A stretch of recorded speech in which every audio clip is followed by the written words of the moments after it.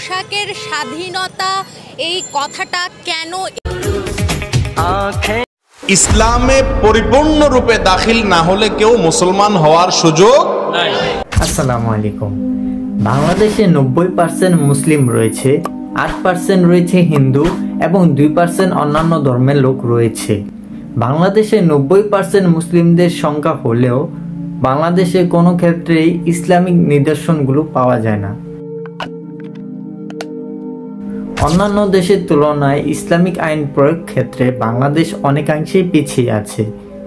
যদি আমরা তুলনা করি সৌদি আরব, পাকিস্তান, ইরান সহ অন্যান্য মুসলিম কান্ট্রিগুলোর সাথে, সেই সকল দেশে ইসলামিক আইন অনেকাংশেই প্রয়োগ করা হয়ে থাকে, কিন্তু বাংলাদেশে ইসলামিক আইন তেমনভাবে প্রয়োগ করা হয় না। আমাদের দেশের আলেমরা অপান চেষ্টা চালিয়ে যাচ্ছে দেশে ইসলামিক আইন বাস্তবায়ন করার জন্য। ইসলামে পরিপূর্ণরূপে দাখিল না হলে কেউ মুসলমান হওয়ার সুযোগ নাই। দেশের আইন ব্যবস্থা, বিচার বিভাগ, রাজনীতি কোথাও ইসলামের নিদর্শন নেই।